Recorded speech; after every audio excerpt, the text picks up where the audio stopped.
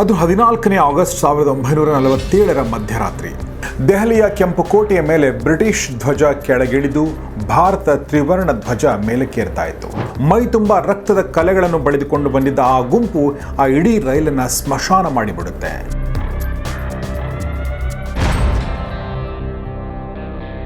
ಆಕ್ರಮಣಕಾರರಿಂದ ಬದುಕುಳಿದ ಆ ಬಾಲಕ ಈ ಘಟನೆಗೆ ಸಾಕ್ಷಿಯಾಗಿರ್ತಾನೆ.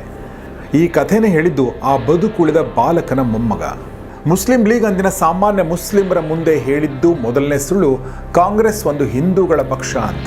ಭಾರತದಲ್ಲಿ ಹಿಂದೂ ಮುಸ್ಲಿಮರು ಯಾವುದೇ ಕಾರಣಕ್ಕೂ ಒಟ್ಟಿಗೆ ಬಾಳಲು ಸಾಧ್ಯವೇ ಇಲ್ಲ ಅನ್ನೋದು ಮುಸ್ಲಿಂ ಲೀಗ್ನ ನಿಲುವಾಗಿತ್ತು. ಗಾಂಧೀಜಿ, ನೆಹರು, ಪಟೇಲ್ರಂಥ ನಾಯಕರು ಮೊಹಮ್ಮದ್ ಅಲಿ ಜಿನ್ನಾ ಅವರೊಂದಿಗೆ ಮಾತುಕತೆ ನಡೆಸಿದರೂ ಕೂಡ ಧಾರ್ಮಿಕ ಭಿನ್ನಾಭಿಪ್ರಾಯಗಳನ್ನ ಕಡಿಮೆ ಮಾಡಲು ಸಾಧ್ಯವಾಗಲಿಲ್ಲ. ಆಲ್ಮಾ ಮೀಡಿಯಾ ಸ್ಕೂಲ್ನ 6 ತಿಂಗಳ ಪ್ರಾಯೋಗಿಕ ಪತ್ರಿಕೋದ್ಯಮ ತರಬೇತಿಗೆ ಅಡ್ಮಿಷನ್ ಆರಂಭ. ನ್ಯೂಸ್ ಆಂಕರಿಂಗ್, ವರದಿಗಾರಿಕೆ, RJ, VJ, camera work, editing ಇತ್ಯಾದಿ ಪ್ರತಿನಿತ್ಯ ಪ್ರಾಯೋಗಿಕ ಕಲಿಕೆ. ಮಾಧ್ಯಮ ಪರಿಣಿತರಿಂದ ಉಪನ್ಯಾಸ. ಆಸಕ್ತರು ಸಂಪರ್ಕಿಸಿ. ಸ್ನೇಹಿತರೆ ನಮಸ್ಕಾರ. ಗೌರಿ ಶಕ್ಕಿ ಸ್ಟುಡಿಯೋದ ಯೂಟ್ಯೂಬ್ ಚಾನಲ್ಗೆ ಸ್ವಾಗತ. ನಾನು ಗೌರಿ ಶಕ್ಕಿ. ಸ್ನೇಹಿತರೆ, ಮತ್ತೊಂದು ಸಲ ಪಾಕಿಸ್ತಾನ, ಮತ್ತೊಂದು ಸಲ ಪಾರ್ಟಿಷನ್, ಮತ್ತೊಂದು ಸಲ ಆ ಕರಾಳ ಅಧ್ಯಾಯ.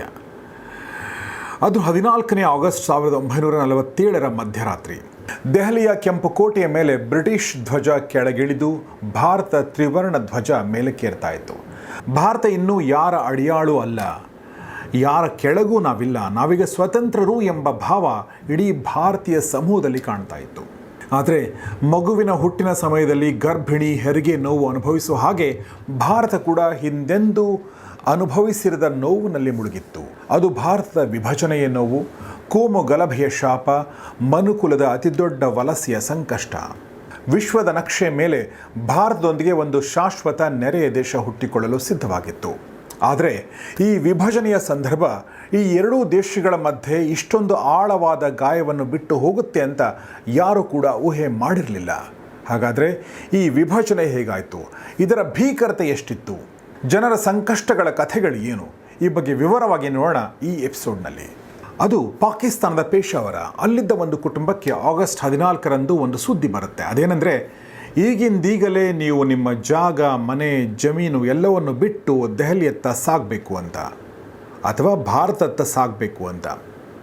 ಈ ಸುದ್ದಿ ಆ ಕುಟುಂಬಕ್ಕೆ ಭಾರಿ ಆಘಾತ ಉಂಟು ಮಾಡುತ್ತೆ.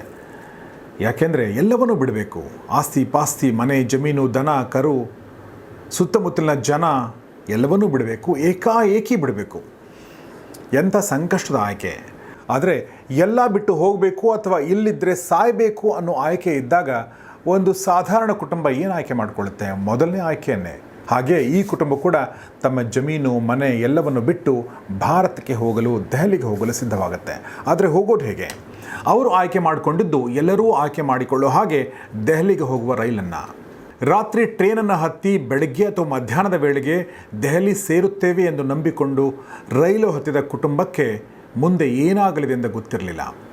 ಭಾರತ ಮತ್ತು ಪಾಕಿಸ್ತಾನದ ಗಡಿಯ ಬಳಿ ರೈಲು ಬರ್ತಿದೆ ಎಂದಾಗ ನೂರಾರು ಜನ ಘೋಷಣೆ ಕೂಗುತ್ತಾ ಆ ರೈಲಿನತ್ತ ನುಗ್ತಾರೆ. ಕೈಯಲ್ಲಿ ಕತ್ತಿ ಹಿಡಿದು ಮೈ ತುಂಬ ರಕ್ತದ ಕಲೆಗಳನ್ನು ಬಳಿದುಕೊಂಡು ಬಂದಿದ್ದ ಆ ಗುಂಪು ಆ ಇಡೀ ರೈಲನ್ನು ಸ್ಮಶಾನ ಮಾಡಿಬಿಡುತ್ತೆ.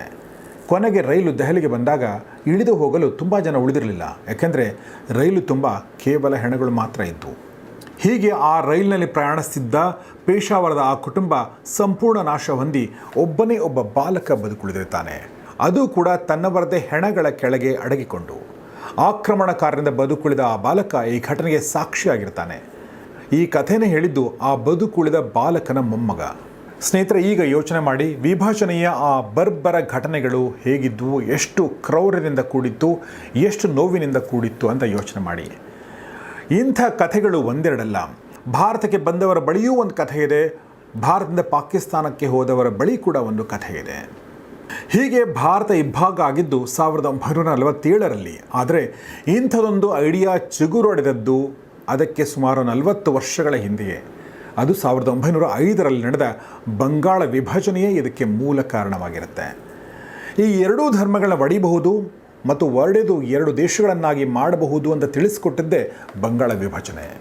ಪಾಕಿಸ್ತಾನದ ಈ ಐಡಿಯಾ ಹೇಗೆ ಬಂತು ಅನ್ನೋದ್ರ ಬಗ್ಗೆ ಮತ್ತು ಅದರ ಘಟನಾವಳಿಗಳನ್ನು ಇದಕ್ಕಿಂತ ಮುಂಚಿನ ಒಂದು ವಿಡಿಯೋದಲ್ಲಿ ನಾವು ಮಾತಾಡಿದ್ದೀವಿ. ಅದರ ಲಿಂಕ್ ಇಲ್ಲಿದೆ, ನೋಡದೇ ಇರೋರು ದಯವಿಟ್ಟು ನೋಡಿ. ಮತ್ತು ವಾಪಸ್ ಈ ವಿಭಜನೆ ಇತಿಹಾಸಕ್ಕೆ ಹೋಗೋದಾದರೆ 1935 ಆಸ್ಪಾಸ್ನಲ್ಲಿ ಭಾರತದ ರಾಜಕಾರಣದಲ್ಲಿ ಅತ್ಯಂತ ಚಿಕ್ಕ ಪ್ಲೇಯರ್ ಆಗಿದ್ದ ಮುಸ್ಲಿಂ ಲೀಗ್ ಬ್ರಿಟಿಷರು ಕೊಟ್ಟ ಈ ವಿಭಜನೆ ಐಡಿಯಾನ್ನೇ ತನ್ನ ಪೊಲಿಟಿಕಲ್ ಅಜೆಂಡಾ ಮಾಡಿಕೊಳ್ತು. ತನ್ನ ರಾಜಕೀಯ ಅಸ್ತಿತ್ವದ ಪ್ರಶ್ನೆಗಾಗಿ ಮುಸ್ಲಿಂ ಲೀಗ್ ಜನರ ಮಧ್ಯೆ ಸುಳ್ಳು ಮಾಹಿತಿಗಳನ್ನ ಬಿತ್ತತೊಡಗಿತು. ಮುಂದೆ ಈ ಎಲ್ಲ ಸುಳ್ಳುಗಳು ಕೂಡ ಭಾರತದ ವಿಭಜನೆಗೆ ಕಾರಣವಾದವು. ಮುಸ್ಲಿಂ ಲೀಗ್ ಅಂದಿನ ಸಾಮಾನ್ಯ ಮುಸ್ಲಿಮರ ಮುಂದೆ ಹೇಳಿದ್ದು ಮೊದಲನೇ ಸುಳ್ಳು, ಕಾಂಗ್ರೆಸ್ ಒಂದು ಹಿಂದೂಗಳ ಪಕ್ಷ ಅಂತ. ಕಾಂಗ್ರೆಸ್ ಎಂದಿಗೂ ಮುಸ್ಲಿಮರನ್ನ ಪ್ರತಿನಿಧಿಸಲ್ಲ ಅನ್ನೋದು ಮುಸ್ಲಿಂ ಲೀಗ್ನ ಹೇಳಿಕೆ ಆಗಿತ್ತು. ಆದರೆ ನಿಜವಾಗಿಯೂ ಅಂದು ಕಾಂಗ್ರೆಸ್ ಕೇವಲ ಹಿಂದೂಗಳ ಪಕ್ಷ ಆಗಿತ್ತಾ?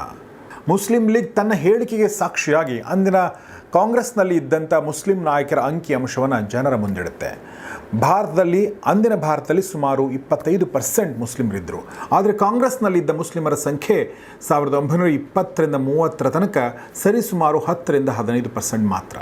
1940 ಹೊತ್ತಿಗೆ ಕೇವಲ 5%ಗೆ ಇದು ಬಂದು ನಿಲ್ಲುತ್ತೆ. ಯಾಕೆಂದರೆ ಬಹಳಷ್ಟು ಮುಸ್ಲಿಂ ನಾಯಕರು ಮುಸ್ಲಿಂ ಲೀಗ್ ಸೇರ್ಪಡೆಗೊಂಡಿರ್ತಾರೆ.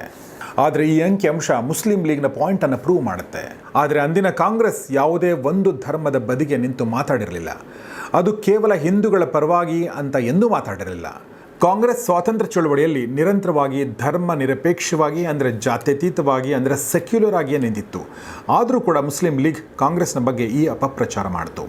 ಎರಡನೇ ಸುಳ್ಳು, ಅದು 2 ನೇಷನ್ ಥಿಯರಿ. ಭಾರತದಲ್ಲಿ ಹಿಂದೂ ಮುಸ್ಲಿಮರು ಯಾವುದೇ ಕಾರಣಕ್ಕೂ ಒಟ್ಟಿಗೆ ಬಾಳಲು ಸಾಧ್ಯವೇ ಇಲ್ಲ ಅನ್ನೋದು ಮುಸ್ಲಿಂ ಲೀಗ್ನ ನಿಲುವಾಗಿತ್ತು. ಹೀಗಾಗಿಯೇ ಮುಸ್ಲಿಂ ಲೀಗ್ ದ್ವಿರಾಷ್ಟ್ರ ಸಿದ್ಧಾಂತವನ್ನು ಪ್ರತಿಪಾದಿಸುತ್ತೆ.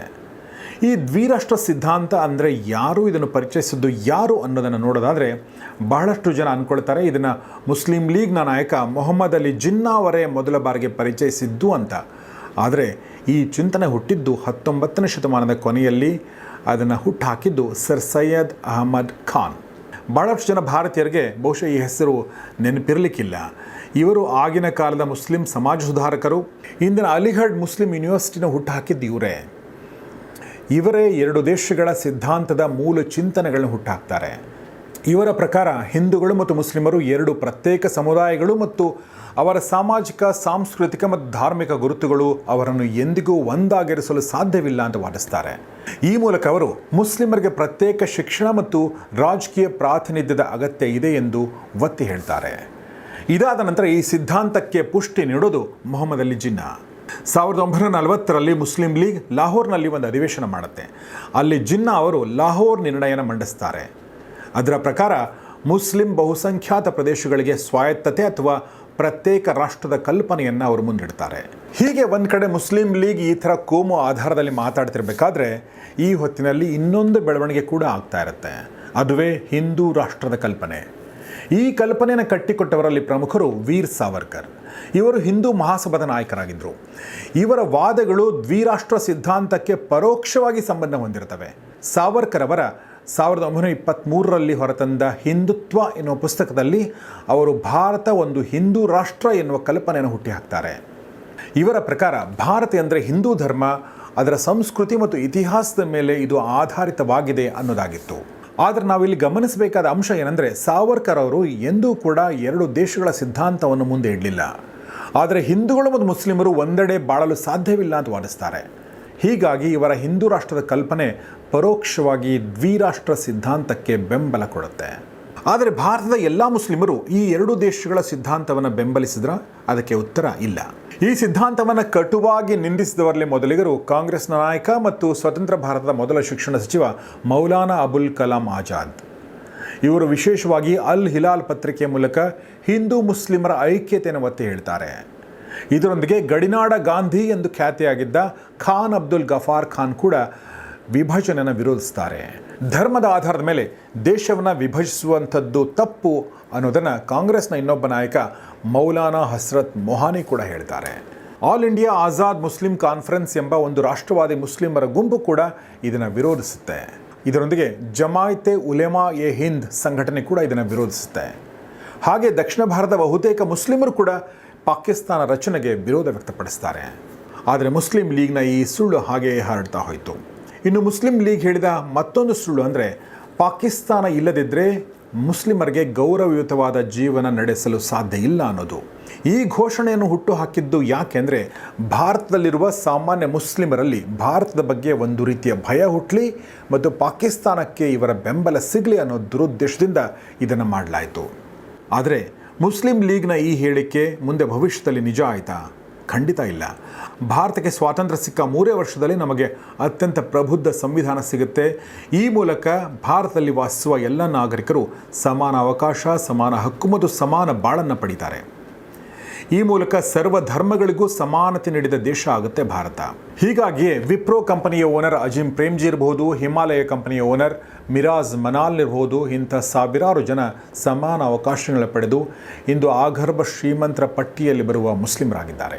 ಭಾರತೀಯ ಸಮಾಜದ ಎಲ್ಲ ಕ್ಷೇತ್ರಗಳಲ್ಲಿ ಇಂದು ಮುಸ್ಲಿಮರು ಸೇರಿದಂತೆ ಎಲ್ಲ ಅಲ್ಪಸಂಖ್ಯಾತರು ಸಾಕಷ್ಟು ಸಾಧನೆ ಮಾಡಿದ್ದಾರೆ. ಹೀಗಾಗಿ ಅಂದು ಮುಸ್ಲಿಂ ಲೀಗ್ ಹೇಳಿದ ಭಾರತದಲ್ಲಿ ಮುಸ್ಲಿಮರಿಗೆ ಸಮಾನ ಗೌರವ ಸಿಗೋದಿಲ್ಲ ಅನ್ನೋದಕ್ಕೆ ಇದು ತದ್ವಿರುದ್ಧವಾಗಿದೆ. ಮುಸ್ಲಿಂ ಲೀಗ್ ಹೇಳಿದ 4ನೇ ಸುಳ್ಳು ಅಂದರೆ ಪಾಕಿಸ್ತಾನ ಸೃಷ್ಟಿ ಮಾಡಲು ಎಲ್ಲ ಮುಸ್ಲಿಮರ ಸಮ್ಮತಿ ಇದೆ ಅನ್ನೋದು. ಹಾಗಾದರೆ ಪಾಕಿಸ್ತಾನ ರಚನೆ ಆಗಬೇಕು ಅನ್ನೋದು ಎಷ್ಟು ಮುಸ್ಲಿಮರ ಬೇಡಿಕೆ ಆಗಿತ್ತು? ಬನ್ನಿ ನೋಡೋಣ. ನಾವು ಇದಕ್ಕಾಗಿ 1946ರ ಚುನಾವಣೆಯನ್ನು ಸೂಕ್ಷ್ಮವಾಗಿ ಗಮನಿಸಬೇಕು. ಅಂದು ಮುಸ್ಲಿಮರಿಗೆ ಮೀಸಲಾದ 492 ಸ್ಥಾನಗಳಲ್ಲಿ 429 ಸ್ಥಾನಗಳನ್ನು ಮುಸ್ಲಿಂ ಲೀಗ್ ಗೆದ್ದಿತ್ತು. ಅಂದರೆ ಒಟ್ಟು 87.5% ಮತವನ್ನು ಗಳಿಸಿತ್ತು. ಒಟ್ಟು 6 ಮಿಲಿಯನ್ ಅಂದರೆ 60 ಲಕ್ಷ ಮುಸ್ಲಿಂ ಮತದಾರರಲ್ಲಿ 4.5 ಮಿಲಿಯನ್ ಮುಸ್ಲಿಂ ಮತದಾರರು ಮುಸ್ಲಿಂ ಲೀಗ್ ಪರ ಮತ ಹಾಕಿದ್ರು. ಹಾಗಿದ್ರೆ ಭಾರತ ಬಹುತೇಕ ಮುಸ್ಲಿಮರು ಪಾಕಿಸ್ತಾನ ಸೃಷ್ಟಿಯಾಗಲು ಬೆಂಬಲ ಕೊಟ್ಟಿದ್ರು ಅಂತ ನೀವೇನಾದರೂ ಅಂದ್ಕೊಂಡ್ರೆ ಅದು ತಪ್ಪು. ಒಂದು ಕ್ಷಣ ನಿಲ್ಲಿ. ಯಾಕೆಂದರೆ ಅಂದಿನ ಅವಿಭಾಜ್ಯ ಭಾರತದಲ್ಲಿ ಒಟ್ಟು ಮುಸ್ಲಿಮರ ಸಂಖ್ಯೆ 94 ಮಿಲಿಯನ್. ಆದರೆ ಮತದಾನದ ಹಕ್ಕು ಕೇವಲ 6 ಮಿಲಿಯನ್ ಮುಸ್ಲಿಮರಿಗೆ ಮಾತ್ರ ಇತ್ತು. ಅಂದರೆ 88 ಮಿಲಿಯನ್ ಮುಸ್ಲಿಮರ ಅಭಿಪ್ರಾಯವನ್ನು ಈ ನಾಯಕರು ಕೇಳಿಯೇ ಇರಲಿಲ್ಲ. ಹಾಗಿದ್ದ ಮೇಲೆ ಎಲ್ಲ ಮುಸ್ಲಿಮರು ಪಾಕಿಸ್ತಾನಕ್ಕೆ ಬೆಂಬಲ ಸೂಚಿಸಿದ್ರು ಅನ್ನೋದಕ್ಕೆ ಏನು ಆಧಾರ ಇದೆ ಹೇಳಿ? ಇದು ಮುಸ್ಲಿಂ ಲೀಗ್ನ ವಿಷಯ. ಆದರೆ ಭಾರತದ ಬೇರೆ ಯಾವ ನಾಯಕರು ಕೂಡ ಭಾರತದ ವಿಭಜನೆಗೆ ವಿರೋಧ ಮಾಡಲಿಲ್ವಾ? ದೇಶಕ್ಕೆ ಸ್ವಾತಂತ್ರ್ಯ ತಂದುಕೊಟ್ಟ ನಾಯಕರು ಇಲ್ಲಿ ಎಡವಿದ್ರಾ? ಗಾಂಧೀಜಿ, ನೆಹರು, ಪಟೇಲ್ ಮುಂತಾದ ನಾಯಕರ ನಿಲುವು ಏನಾಗಿತ್ತು? ಭಾರತೀಯ ರಾಷ್ಟ್ರೀಯ ಕಾಂಗ್ರೆಸ್, ಹಿಂದೂ ಮಹಾಸಭಾ ಮತ್ತು ಇತರೆ ಸಂಘಟನೆಗಳ ದೊಡ್ಡ ನಾಯಕರು ಇದ್ದರೂ ಕೂಡ ದೇಶದ ವಿಭಜನೆಯನ್ನು ತಡೆಯಲು ಯಾಕೆ ಅವರಿಗೆ ಸಾಧ್ಯ ಆಗಲಿಲ್ಲ? ಇದಕ್ಕೆ ಹಲವಾರು ಕಾರಣಗಳಿವೆ. ಕಾಂಗ್ರೆಸ್ ಪಕ್ಷ ಜಾತ್ಯತೀತ ರಾಷ್ಟ್ರವಾದದ ಆಧಾರದ ಮೇಲೆ ಏಕೀಕೃತ ಭಾರತವನ್ನು ಬಯಸುತ್ತೆ. ಆದರೆ ಮುಸ್ಲಿಂ ಲೀಗ್ನ ಧಾರ್ಮಿಕ ರಾಷ್ಟ್ರೀಯತೆಯನ್ನು ಎದುರಿಸಲು ಕಾಂಗ್ರೆಸ್ಗೆ ಸಾಧ್ಯವಾಗಲಿಲ್ಲ. ಗಾಂಧೀಜಿ, ನೆಹರು, ಪಟೇಲ್ರಂಥ ನಾಯಕರು ಮೊಹಮ್ಮದ್ ಅಲಿ ಜಿನ್ನಾ ಅವರೊಂದಿಗೆ ಮಾತುಕತೆ ನಡೆಸಿದರೂ ಕೂಡ ಧಾರ್ಮಿಕ ಭಿನ್ನಾಭಿಪ್ರಾಯಗಳನ್ನ ಕಡಿಮೆ ಮಾಡಲು ಸಾಧ್ಯವಾಗಲಿಲ್ಲ. ಇನ್ನು ಹಿಂದೂ ಮಹಾಸಭಾ ವೀರ್ ಸಾವರ್ಕರ್ ಮತ್ತು ಶ್ಯಾಮಾ ಪ್ರಸಾದ್ ಮುಖರ್ಜಿ ಅವರಂಥ ನಾಯಕರ ನೇತೃತ್ವದಲ್ಲಿ ಹಿಂದೂ ರಾಷ್ಟ್ರವಾದವನ್ನು ಒತ್ತಿ ಹೇಳಿತು. ಇದು ಕೆಲವು ಸಾಮಾನ್ಯ ಮುಸ್ಲಿಮರಲ್ಲಿ ಭಯ ಉಂಟು ಮಾಡಿತು. ಜೊತೆಗೆ ಇದು ಮುಸ್ಲಿಂ ಲೀಗ್ನ ಬೇಡಿಕೆಗೆ ಮತ್ತಷ್ಟು ಬೆಂಬಲವನ್ನು ಕೊಡಿತು. ಇದರೊಂದಿಗೆ ಬ್ರಿಟಿಷರು ತಮ್ಮ ಆರ್ಥಿಕ ಮತ್ತು ರಾಜಕೀಯ ಒತ್ತಡಗಳಿಂದಾಗಿ ಭಾರತವನ್ನು ಶೀಘ್ರವಾಗಿ ತೊರೆಯಲು ಒತ್ತಾಯಿಸ್ತಾರೆ. ಇದರಿಂದ ಕಾಂಗ್ರೆಸ್ಗೆ ವಿಭಜನೆಯನ್ನು ಸ್ವೀಕಾರ ಮಾಡೋದು ಬಿಟ್ಟು ಬೇರೆ ದಾರಿಗಳೇ ಇರಲಿಲ್ಲ. ಕಾಂಗ್ರೆಸ್ ಒಳಗೆಯೇ ಮಹಾತ್ಮ ಗಾಂಧಿ, ಜವಾಹರ್ಲಾಲ್ ನೆಹರು ಮತ್ತು ವಲ್ಲಭಾಯ್ ಪಟೇಲ್, ಮೌಲಾನಾ ಆಜಾದ್ರಂಥ ನಾಯಕರ ನಡುವೆ ವಿಭಜನೆಯ ಕುರಿತು ಭಿನ್ನ ದೃಷ್ಟಿಕೋನಗಳಿದ್ದವು. ಗಾಂಧೀಜಿ ವಿಭಜನೆಯನ್ನು ತೀವ್ರವಾಗಿ ವಿರೋಧಿಸಿದರೆ, ನೆಹರು ಮತ್ತು ಪಟೇಲ್ ರಾಜಕೀಯ ಸ್ಥಿರತೆಗಾಗಿ ವಿಭಜನೆಯನ್ನು ಸ್ವೀಕರಿಸೋದು ಅನಿವಾರ್ಯ ಅಂತ ಭಾವಿಸ್ತಾರೆ. ಅಲ್ಲದೆ 1940ರ ದಶಕದಲ್ಲಿ ಗಾಂಧೀಜಿಯವರ ಪ್ರಭಾವ ಕಾಂಗ್ರೆಸ್ ಒಳಗೆ ಕಡಿಮೆ ಆಗ್ತಾ ಇತ್ತು. ಈ ಸಂದರ್ಭದಲ್ಲಿ ನೆಹರು ಮತ್ತು ಪಟೇಲ್ರಂಥ ನಾಯಕರು ವಿಭಜನೆಯನ್ನು ವಾಸ್ತವಿಕ ಪರಿಹಾರ ಅಂತ ಒಪ್ಕೊಳ್ತಾರೆ. ಇನ್ನು ಡಾಕ್ಟರ್ ಅಂಬೇಡ್ಕರ್ ಅವರ ವಿಚಾರಗಳನ್ನು ಕೂಡ ಈ ಬಗ್ಗೆ ನಾವು ಗಮನಿಸಲೇಬೇಕು. ಅವರು ಕೂಡ ಕೋಮು ಆಧಾರದಲ್ಲಿ ದೇಶ ವಿಭಜನೆಯನ್ನು ವಿರೋಧಿಸಿದರೂ ಕೂಡ ವಾಸ್ತವಿಕ ನೆಲೆಗಟ್ಟಿನಲ್ಲಿ ಇದು ಅನಿವಾರ್ಯ ಅನ್ನೋ ಮಾತನ್ನು ಅವರು ಹೇಳಿದ್ದಾರೆ. ಇನ್ನು 1946ರಲ್ಲಿ ಬಂದ ಬ್ರಿಟಿಷ್ ಕ್ಯಾಬಿನೆಟ್ ಮಿಷನ್ ಯೋಜನೆಯು ಏಕೀಕೃತ ಭಾರತದೊಂದಿಗೆ ಒಕ್ಕೂಟ ವ್ಯವಸ್ಥೆಯನ್ನು ಪ್ರಸ್ತಾಪ ಮಾಡುತ್ತೆ. ಆದರೆ ಕಾಂಗ್ರೆಸ್ ಮತ್ತು ಮುಸ್ಲಿಂ ಲೀಗ್ ಮಧ್ಯೆ ಭಿನ್ನಾಭಿಪ್ರಾಯ ಹುಟ್ಟುತ್ತೆ. ಯಾಕೆಂದರೆ ಕಾಂಗ್ರೆಸ್ ಕೇಂದ್ರೀಕೃತ ಆಡಳಿತವನ್ನು ಬಯಸುತ್ತೆ, ಆದರೆ ಲೀಗ್ ಹೆಚ್ಚಿನ ಸ್ವಾಯತ್ತತೆಯನ್ನು ಬಯಸುತ್ತೆ. ಒಟ್ಟಿನಲ್ಲಿ 1947ರ ವೇಳೆಗೆ ಕಾಂಗ್ರೆಸ್ನ ಹಲವು ನಾಯಕರು, ವಿಶೇಷವಾಗಿ ನೆಹರು ಮತ್ತು ಪಟೇಲ್, ವಿಭಜನೆಯನ್ನು ಲೀಸ್ಟ್ ಬ್ಯಾಡ್ ಆಪ್ಷನ್ ಅಂತ ಒಪ್ಕೊಳ್ತಾರೆ. ದೇಶದಲ್ಲಿ ಹಿಂದೂ ಮುಸ್ಲಿಂ ದಂಗೆಗಿಂತ ವಿಭಜನೆಯೇ ಸೂಕ್ತ ಅನ್ನೋ ಒಮ್ಮತಕ್ಕೆ ಬರ್ತಾರೆ. ಗಾಂಧೀಜಿಯವರು ದೇಶದ ವಿಭಜನೆಯನ್ನು ತನ್ನ ದೇಹದ ವಿಭಜನೆ ಅಂತ ಕರೆದರೂ ಕೂಡ ವಿಭಜನೆ ಮಾತ್ರ ನಿಲ್ಲುವುದಿಲ್ಲ. ಕೊನೆಗೂ ಭಾರತ ಇಬ್ಬಾಗ ಆಗುತ್ತೆ. ಈ ಸಂದರ್ಭದಲ್ಲಿ ಜಾರಿಗೆ ಬರೋದೇ ಮೌಂಟ್ ಬ್ಯಾಟನ್ ಯೋಜನೆ. ಇದನ್ನು 1947 ಜೂನ್ 3ನೇ ತಾರೀಕಿನಂದು ಘೋಷಣೆ ಮಾಡಲಾಗುತ್ತೆ. ಈ ಯೋಜನೆಯ ಪ್ರಕಾರ ಭಾರತಕ್ಕೆ ಸ್ವಾತಂತ್ರ್ಯ ನೀಡಲಾಗುತ್ತೆ, ಆದರೆ 2 ದೇಶಗಳನ್ನಾಗಿ ಮಾಡಿ. ಈ ಹಿನ್ನೆಲೆಯಲ್ಲಿ ಬ್ರಿಟಿಷ್ ವಕೀಲ ಸರ್ ಸಿರಿಲ್ ರಾಡ್ಕ್ಲಿಫ್ ನೇತೃತ್ವದಲ್ಲಿ ಗಡಿ ರೇಖೆಯನ್ನು ರಚಿಸಲಾಗುತ್ತೆ ಅಥವಾ ಗಡಿಯನ್ನು ಎಳೆಯಲಾಗುತ್ತೆ. ಈ ರೇಖೆಗೆ ರಾಡ್ಕ್ಲಿಫ್ ರೇಖೆ ಎಂದು ಹೇಳಲಾಗುತ್ತೆ. ಅಂದರೆ ಭಾರತ ಮತ್ತು ಪಾಕಿಸ್ತಾನವನ್ನು ವಿಭಜನೆ ಮಾಡಿರುವಂಥ ರೇಖೆ. ಹಾಗಾದರೆ ಭಾರತ ಮತ್ತು ಪಾಕಿಸ್ತಾನದ ವಿಭಜನೆಯು ಸಾಮಾನ್ಯ ಭಾರತೀಯರ ಮೇಲೆ ಹೇಗೆ ಪರಿಣಾಮ ಬೀರಿತು, ಬನ್ನಿ ಒಂದ್ಸಲ ನೋಡೋಣ. ಈ ವಿಭಜನೆ ವಿಶ್ವ ಕಂಡ ಅತ್ಯಂತ ದೊಡ್ಡ ಸಾಮೂಹಿಕ ಸ್ಥಳಾಂತರ ಆಗಿತ್ತು. ಹಾಗಿದ್ರೆ ಎಷ್ಟು ಜನ ಸ್ಥಳಾಂತರ ಆದರು ಅಂತ ಗೊತ್ತಾ ನಿಮಗೆ? ಒಟ್ಟು 43 ಮಿಲಿಯನ್ ಮುಸ್ಲಿಮರು ಭಾರತದಿಂದ ಪಾಕಿಸ್ತಾನಕ್ಕೆ ಹೋದರೆ ಸುಮಾರು 19 ಮಿಲಿಯನ್ ಹಿಂದೂ, ಸಿಖ್ ಮತ್ತು ಇತರೆ ಧರ್ಮದವರು ಭಾರತಕ್ಕೆ ಬರ್ತಾರೆ. ಈ ಸ್ಥಳಾಂತರ ಭಾರತ ಮತ್ತು ಪಾಕಿಸ್ತಾನದ ಮಧ್ಯೆ ತೀವ್ರ ಹಿಂಸಾಚಾರಕ್ಕೆ ದಾರಿ ಮಾಡಿಕೊಡುತ್ತೆ. ಪಾಕಿಸ್ತಾನದಿಂದ ಭಾರತಕ್ಕೆ ಬರುತ್ತಿದ್ದ ಹಿಂದೂಗಳು, ಸಿಖ್ರು ಮತ್ತು ಇತರೆ ಧರ್ಮೀಯರನ್ನು ಅಲ್ಲಿನ ಮುಸ್ಲಿಂ ಗುಂಪುಗಳು ಸಾಯಿಸಿದರೆ, ಭಾರತದಿಂದ ಪಾಕಿಸ್ತಾನಕ್ಕೆ ಹೋಗುತ್ತಿದ್ದ ಮುಸ್ಲಿಮರನ್ನು ಇಲ್ಲಿಯ ಕೆಲವು ಗುಂಪುಗಳು ಸಾಯಿಸ್ತವೆ. ಒಟ್ಟಾರೆ ಈ ವಿಭಜನೆ ಮಾರಣ ಹೋಮಕ್ಕೆ ಸಾಕ್ಷಿಯಾಗುತ್ತೆ. ಇದರೊಂದಿಗೆ ಈ ವಿಭಜನೆ ರಾಜಕೀಯ ಉದ್ವಿಗ್ನತೆಯನ್ನು ಕೂಡ ಉಂಟು ಮಾಡುತ್ತೆ. ಉದಾಹರಣೆಗೆ ಕಾಶ್ಮೀರ ಕುರಿತು ಪಾಕಿಸ್ತಾನದ ನಿಲುವು. ರಾಡ್ಕ್ಲಿಫ್ ರೇಖೆ ಕೆಲವೊಂದು ಕಡೆ ಅತ್ಯಂತ ಅಸ್ಪಷ್ಟತೆಯಿಂದ ಕೂಡಿತ್ತು. ಇದರಲ್ಲಿ ಸಿಯಾಚಿನ್ ಬಗ್ಗೆ, ಕಚ್ ಬಗ್ಗೆ ಮತ್ತು ಇತರೆ ಪ್ರದೇಶಗಳ ಬಗ್ಗೆ ಇವು ಯಾರಿಗೆ ಸೇರಬೇಕು ಅನ್ನೋದ್ರ ಬಗ್ಗೆ ಸರಿಯಾಗಿ ಸೂಚನೆ ಇರಲಿಲ್ಲ. ಇದರೊಂದಿಗೆ ಭಾರತ ಮತ್ತು ಪಾಕಿಸ್ತಾನ 2 ರಾಷ್ಟ್ರಗಳು ನಿರಾಶ್ರಿತರ ಬಿಕ್ಕಟ್ಟನ್ನು ದಶಕಗಳ ಕಾಲ ಅನುಭವಿಸಿದವು. ಯಾಕೆಂದರೆ 2 ದೇಶಗಳ ಕಡೆ ಲಕ್ಷಾಂತರ ಜನ ವಲಸೆ ಬಂದಿದ್ದರು. ಅದು ಕೂಡ ತಮ್ಮ ಮನೆ, ಆಸ್ತಿ, ವ್ಯವಹಾರಗಳನ್ನ ಕಳೆದುಕೊಂಡು. ಇವರಿಗೆ ಒಂದು ಸ್ಥಿರವಾದ ಸ್ಥಳವನ್ನು ನೀಡುವುದು ಕೂಡ 2 ದೇಶಗಳಿಗೆ ಸವಾಲಾಗಿತ್ತು. ಇನ್ನು ಈ ವಿಭಜನೆ ಭಾರತ ಮತ್ತು ಪಾಕಿಸ್ತಾನದ ಸಂಬಂಧಗಳ ಮೇಲೆ ಕೂಡ ನಕಾರಾತ್ಮಕ ಪರಿಣಾಮ ಉಂಟು ಮಾಡುತ್ತೆ. ಹೀಗಾಗಿ ಶತ್ರುತ್ವ ಬೆಳೆಯುತ್ತೆ.